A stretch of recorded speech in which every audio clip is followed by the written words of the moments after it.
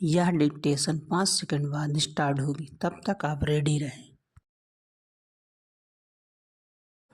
Ready start. यह अच्छा है कि जहां नेशनल टेस्टिंग एजेंसी यानी एनटीए की ओर से रद्द एवं स्थगित की गई परीक्षाओं को फिर से आयोजित करने की तैयारी की जा रही है, वहीं इस एजेंसी की कार्यप्रणाली में सुधार के लिए गठित उच्च स्तरीय समिति परीक्षाओं को पारदर्शी बनाने के लिए छात्रों, अभिभावकों और शिक्षाविदों से विचार विमर्श करने जा रही है। लेकिन और भी अच्छा होता कि यह सब बहुत पहले कर लिया जाता यदि केंद्रीय शिक्षा मंत्रालय अभी चेत जाता जब पहली बार एनटीए की किसी परीक्षा को लेकर प्रश्न खड़े हुए थे, तो संभवतः आज जो स्थिति बनी वह नहीं बनती। केंद्र सरकार और विशेष रूप से केंद्रीय शिक्षा मंत्रालय को यह आभास होना चाहिए कि एनटीए के कार्यप्रणाली में खामी के चलते न केवल मेडिकल कॉलेजों में प्रवेश की परीक्षा यानी नीट की विश्वसनीयता को लेकर गंभीर सवाल खड़े हुए, बल्कि ऐसे ही सवालों की आशंका के चलते कुछ और परीक्षाओं को रद्द अथवा स्थगित करना पड़ा। इसके चलते करीब 37 लाख छात्र प्रभावित हुए हैं।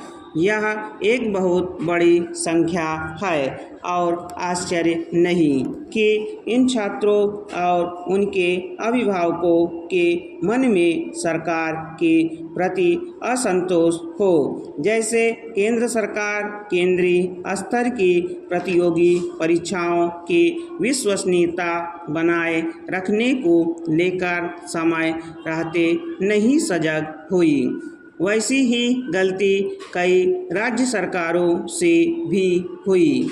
पिछले कुछ वर्षों में विभिन्न राज्य सरकारों की ओर से आयोजित की गई प्रतियोगी परीक्षाओं के प्रश्न पत्र या तो लीक हो गए या उनके परिणामों को लेकर सवाल उठे। कुछ ऐसी भी प्रतियोगी परीक्षाएं रही जो समय पर संपन्न तो हो गई, लेकिन उनके परिणाम तय अवधि में घोषित नहीं किए गए।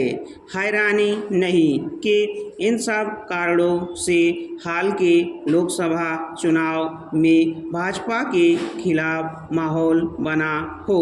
वैसे तो पिछले कुछ वर्षों में शायद ही कोई ऐसी राज्य सरकार रही हो जिसकी प्रतियोगी परीक्षाओं के प्रश्न पत्र लीक न हुए हो, लेकिन औरों से अलग होने का दावा करने वाली भाजपा की केंद्र एवं राज्य सरकारों से यही अपेक्षित था कि वे इन मामलों पर कहीं अधिक सजगता का परिचय देती।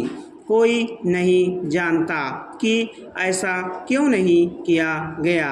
आखिर छात्रों के हितों की रक्षा और प्रतियोगी परीक्षाओं के प्रति उनके भरोसे को बनाए रखने के लिए अब जो कदम उठाए जा रहे हैं वे पहले क्यों नहीं उठाए जा सके।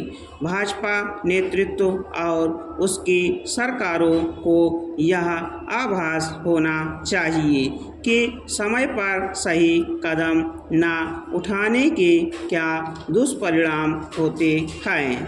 हो सकता है कि परीक्षाओं की विश्वसनीयता सुनिश्चित करने के लिए विभिन्न स्तरों पर जो पहल की जा रही है उसके सार्थक परिणाम सामने आए। लेकिन प्रश्न यह है कि विभिन्न परीक्षाओं को रद्द एवं स्थगित करने अथवा उनके परिणाम घोषित करने में देरी के कारण लाखों छात्रों को जो परेशानी उठानी पड़ी, क्या उसकी भरपाई संभव है? स्टॉप। अगर आप हमारे चैनल पर नए हैं तो चैनल को सब्सक्राइब जरूर करें और बेल आइकॉन प्रेस करें ताकि आपको सभी डिक्टेशन की सूचना मिल सके।